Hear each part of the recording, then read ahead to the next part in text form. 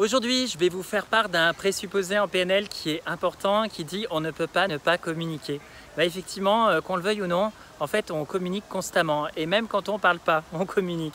Parce que dans la communication, il y a les mots, c'est-à-dire les mots qu'on emploie, le sujet, ce dont on est en train de parler.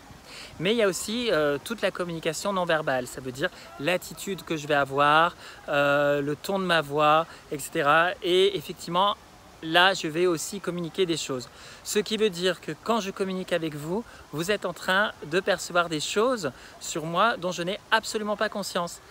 Et quand les gens vous voient pendant que vous parlez, eh bien, ils voient des choses dont vous n'avez pas conscience vous-même. Voilà, ce qui veut dire qu'on communique de manière consciente, mais on communique aussi de manière inconsciente. Alors la clé pour être un bon communicant, ça va s'appeler en PNL la congruence. Et c'est quoi la congruence?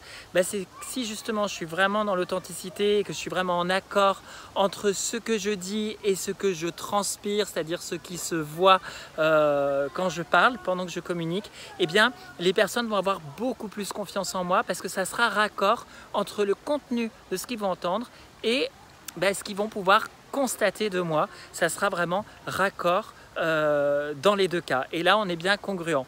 Quand on est incongruent, c'est justement quand on perçoit qu'il y a une différence entre ce que la personne nous dit et ce que la personne manifeste dans son attitude. Et là, forcément, ça invite moins à la confiance. On est toujours un peu plus méfiant. Voilà, donc la petite clé, c'est vraiment la congruence, que moi j'appellerais l'authenticité, vraiment être authentique quand on s'adresse aux personnes, être le plus vrai possible. Voilà, qu'en pensez-vous? J'attends vos commentaires en dessous de cette vidéo. À très bientôt les amis.